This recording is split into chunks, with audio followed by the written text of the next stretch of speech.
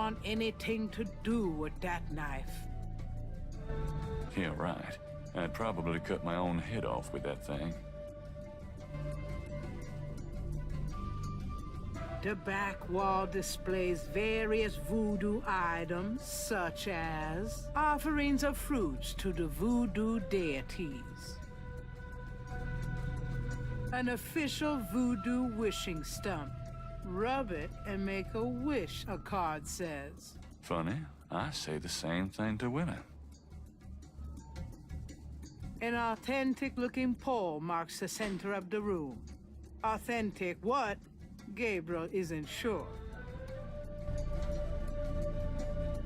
Flickering candles lend an appropriately spooky atmosphere to the museum.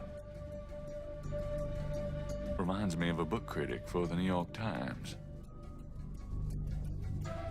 A beaded gourd is on display. A very large, very formidable-looking snake is secured in a plexiglass cage. The snake is too far away. It's an electrical switch.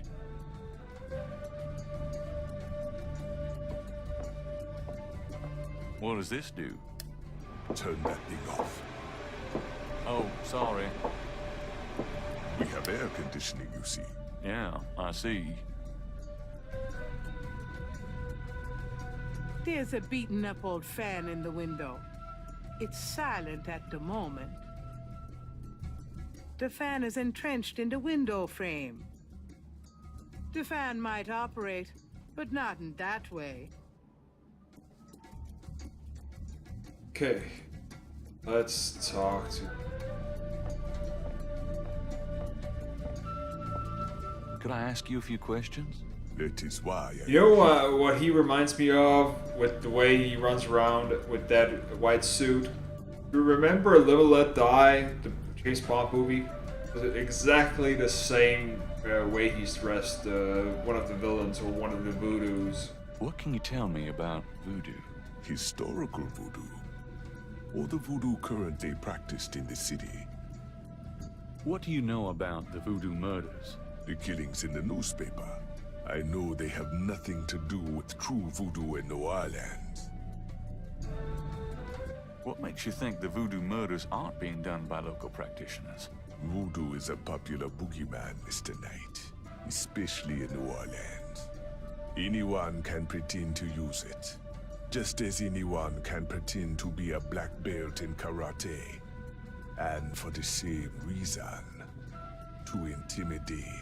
I know voodoo in this city, Mr. Knight. And believe me, it is not about killing. Even the police have stated that the killings have nothing to do with local voodoo. So you know nothing about the voodoo murders case? I neither know nor care to know, Mr. Knight. My only possible interest is in how it might affect the public's attitude towards the museum. So far, it has not been an issue. No one has even had the bad taste to bring it up. Until you, that is. What do you think of New Orleans? It is the only city in the United States, as far as I am concerned. What is it about New Orleans that you so admire? It has a real culture of its own, Mr. Knight. Amid the horrid black. Actually, I've never been to New Orleans. I actually wanted to go a lot, but never had the Like a true opportunity. New Orleanian. My brother-in-law, he's been to New Orleans. Says it's a special place, but it's probably changed after Katrina and all that stuff happening there. It's not something, probably not the same as it was when this game here was first released back in the mid-90s. Do you know anything about snakes? Ah, you have perhaps noticed the museum snake, Mr. Knight? They are beautiful creatures. Do you not agree? And the tourists seem to associate them with voodoo. Is this snake yours? Do you use it in your practice of voodoo? I admire the spirit of the snake, Mr. Knight. But snakes like the museums can be quite dangerous to handle. You didn't really answer my question. I think I did, Mr. Knight. Tell me about yourself. Me?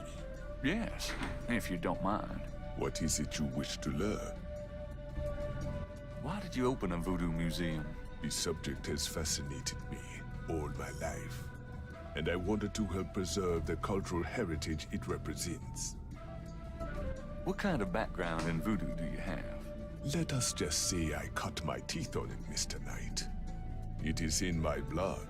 Do you do anything besides run the museum? No, the museum does not make me a rich man, but my material needs are simple. I prefer to focus on my one true interest in life. What are your own religious beliefs? My beliefs are too personal and too complex to discuss with a layman, Mr. Knight. Just tell me anything. I am originally from the West Indies myself, you know. Really? What brought you to New Orleans? I was drawn here for personal reasons. Just tell me anything. I am a vegetarian. Really? I can't imagine living without meat. That must be the hunter in you, Mr. Knight. Just tell me anything. I am not an easy person to get to know. I am a very private man. Isn't that unusual for someone in the museum business? Not at all. My displays speak for me. Just tell me anything. Not everyone can come see the museum, so I occasionally do public speaking on the subject of historical voodoo. Anything coming up that I might attend? No, but then you have me all to yourself right now, do you not? Actually, I can't think of a thing. Then let us discuss something else. Tell me about historical voodoo. Very well. I will start at the beginning, Mr. Knight, and will go on from there at your prompting. Sounds good.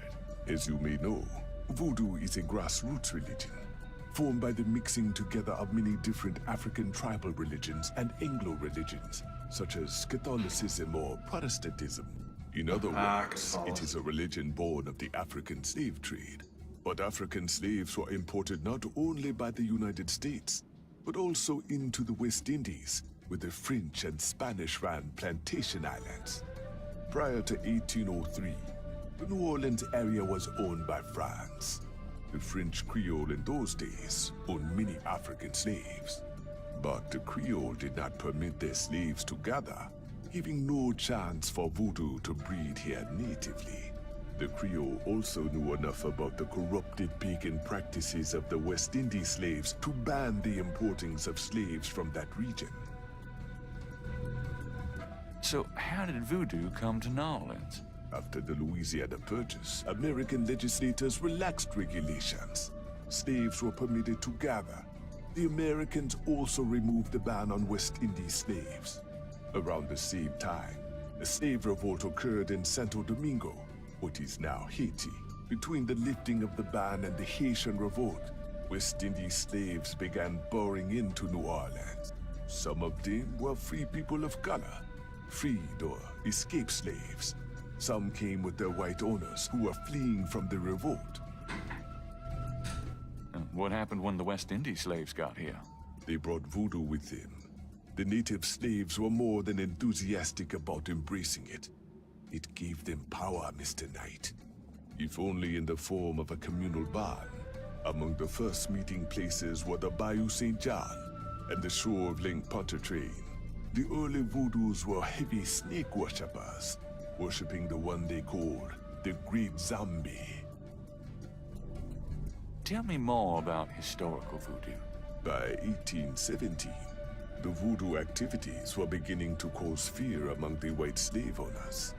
An ordinance was passed to forbid slave gatherings except in designated public areas at designated times. The time was Sunday afternoons, and the place, Congo Square. The slaves and free people of color gathered to dance simulations of their voodoo dances, right in sight of Creole society. Of course, they also continued to meet in private for the real thing. Tell me more about historical voodoo. There were a variety of kings and queens at first, voodoo priests and priestesses. But from about 1830, a single power emerged. This was a voodoo queen named Marie Laveau. Marie Laveau ruled voodoo in New Orleans for many years. Okay, Marie Laveau. Are you sure you can't tell me anything about voodoo? I've given you as much detail as I can, Mr. Knight. Look around the museum if you desire more information. Tell me about current voodoo. Many people think of voodoo in terms of magic spells or gree-gree. That kind of practice is actually called hoodoo and is only a part of true voodoo. Voodoo, the religion, has a strong following in New Orleans. In fact, it is growing quite rapidly. There are several voodoo churches or temples in the city, and others all across the United States. African Americans see it as a tradition all their own. Whites, and there are many in the religion, are attracted to it because they think it is exotic. I personally am more interested in the history of voodoo. Some of the new movements are copying Haitian or even African voodoo. But it is the voodoo of New Orleans that I find so intriguing. Tell me about Marie Laveau. There were actually two Marie Laveaux, mother and daughter. Most people thought they were the same woman. Her continued youth added to the mystique. The original, the mother, was also known as Widow Paris. It was she that began the empire. Okay. Tell me more about Marie Laveau. The Laveau tomb, where one or both of the Maries are believed to be buried, is in St. Louis Cemetery No. 1. It is a popular shrine for practitioners and tourists alike. I myself take tours through the cemetery on a regular basis. Really? Do you have any running this week? No, but the cemetery is open to the general public as well. What exactly is hoodoo? Hoodoo refers to magic folk traditions of the South. Hoodoo is a bastard of voodoo. Many of the gree-gree are similar, but hoodoo does not have the religious aspects of voodoo. So how's the museum business? Those who truly seek to understand are few, Mr. Knight. But even one can be an audience. Sounds about like my shop. So where do you pick up all this stuff? Oh, here and there. We accept donations of any pertinent items. Do you ever get any wackos in here? You mean, besides yourself? Yeah, besides me. I do not care to make those kinds of judgments, Mr. Knight. All are welcome here. You're a big guy, aren't you? You work out, play sports? I do not play basketball, if that is what you want to know. Who, me? No, you just look like such a natural athlete. I do find ways of keeping fit, Mr. Knight. After all, our bodies are temples. You sound like Grace. I should get the two of you together. Is Grace your wife? No, she just acts like it. So what do you think of our summer weather? Have you ever seen it so overcast or so muggy? It is unpleasant. The heavens are not pleased these days. Nice outfit. I prefer simple cotton to dead flesh, Mr. Knight. I'll have to remember that. This is quite a place you have here. Thank you, Mr. Knight. I have dedicated myself to the preservation of this unique culture. It is gratifying to see others reap the fruits I have sown.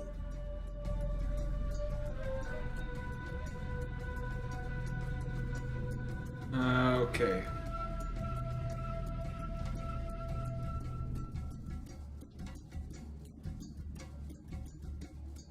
Gabriel has a photocopy of the official police file containing the partial patterns from the voodoo murders. Okay, let's go with actually showing. Does this mean anything to you? I cannot say that it does.